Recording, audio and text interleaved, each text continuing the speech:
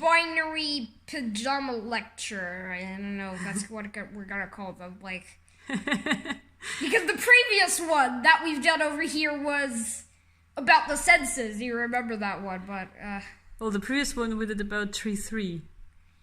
Yeah, but the previous one we did this place. Yeah, that's true. Yeah, so it was about which was also about computers and bits, and I don't know. And this one will be about how, to some people right now, the internet is full. The internet is full. But tell me about it from the start, because you were taking a bath and started talking about those really interesting things, and I said, let's just make a video about it. Let's make a video about it. You told me how the first computer, how many bits it had, and so on. Can you start from the start? Okay, the first computer was an 8-bit computer, or a byte computer, which means it had a byte of operational memory. What does operational memory mean? So, hang on, if I get some paper. Oh, I thought you would just tell me about it. Are you gonna be writing? Well, wait a sec, I think it's probably better to get bigger paper. Wait a sec. Okay, so what does operational memory mean? So, it means this. So, okay, operational memory means that you have, like, so this is how computers count in binary. They only basically have a fixed amount of zeros and ones that they can write down for themselves. I'm going to show you what I mean. So basically, you have, like, for example, the first computers had 8 bits or a byte of operational memory. So they have 8 bits, which is 8 zeros and ones. So the smallest number that they could count to is this. 0, 0, 0, 0, 0, 0, 0, 0. Okay, so that would be 0. The next number would be like this. And then that would be 1. Yeah, but let's not go through all of these. Because I'm not going to go through all of them, but okay. I'll just go through a couple. Okay, and 2. And then you could go... that would be 3, and so on, right? Mm-hmm. So what was the greatest number that the 8-bit computer could count maybe, to? I'm just going to skip some of the way to the end. So 1, 1, 1, 1. That was 1, the greatest 1. number. I'll just try 0, 1, and then that would be 2, 5, 3. And then 1, 1, 1, 1, 1, 1, 1, 0, which would be 254, and then 1, 1, 1, 1, 1, 1, 1, 1, which would be 255.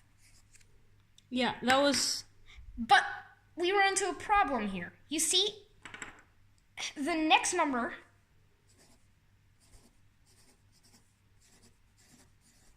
would be this in binary. Basically, it has a hidden 0 here. But 8-bit computers, for 8-bit computers, this is eliminated. And so you just get back to this. So you get back to 255. That was the limit. So everybody was like, we have to have a more powerful computer. Yeah, so this would be 256 in binary, but yeah, so because this is a 9-bit number. Right, it has 9 digits in binary. 256 is the first 9-bit number. So, for 8-bit computers, that doesn't exist. So, we wanted computers that could count up to bigger numbers. Yeah. So, so they started building computers with 2 bytes of operational storage. Okay, that's 16 bits. So, the first number would be 0000, 0000, let's put some at the front. 0000, 0000. That's the smallest number. That is 16-bit computer. And the largest number... And the largest number? 1111, 1111, 1111, 11111, which corresponds to, in binary, 65,535. Okay. And is that 255 squared? Well, kind of. Basically, what this is 2 to the power of 8 minus 1. Because this is 8 bits. That 8 comes from 8 bits. Because it's 16 bits here, this is 2 to the 16 minus 1. Ah, okay. So... But then even that wasn't enough. Yes. So then we started building computers that could have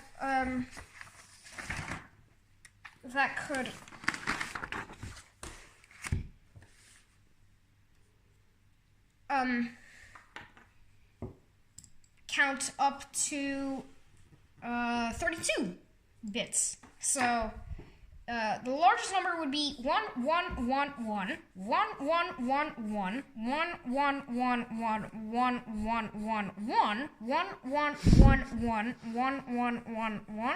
1111 1111.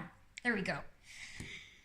Or in hexadecimal, which is basically like shortens like 4 bits to 1. Hexa, is that what they're called? I don't know.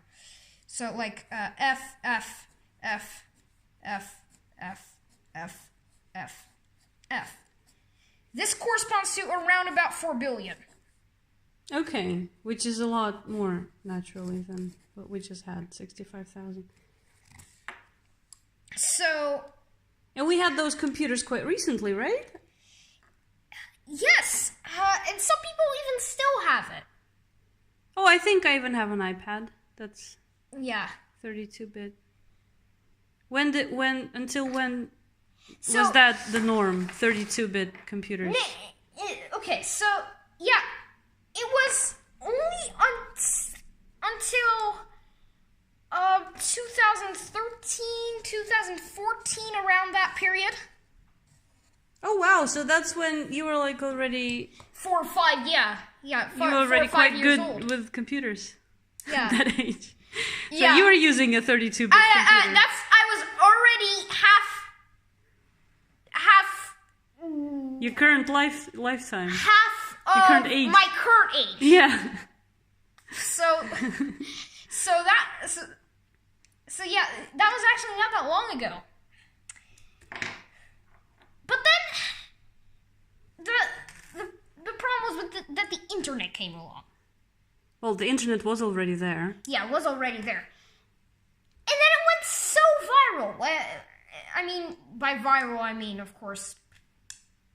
That many people started using it. A lot more than previously. Many people started using it. Problem is... Or maybe every person had, like, more devices already. Problem is, there are more than 4 billion computers already that are connected to the internet. At that point. More than 4 billion internet connections still. Yeah. Oh, so you're saying because 4 billion wasn't enough anymore? Yeah, because, look, this is how it works. So every computer would have a unique address. And for a 32-bit computer, it would have, it would... For a 2-bit, it has to be 32-bit address. Problem is, there are only 4 billion of them. So what do you do? What do? We started building even more powerful computers. This was top end back in 2013, 2014. So yeah, so actually, so I remember watching those number file videos from 2013 and they said that 64-bit computers were top end, and now they're kind of commonplace. So already they're kind of commonplace. So what's the maximum that a 64-bit computer can count to? In 4 years, they're kind of commonplace. So that's about 1111 1111 1111 1111 1111 1111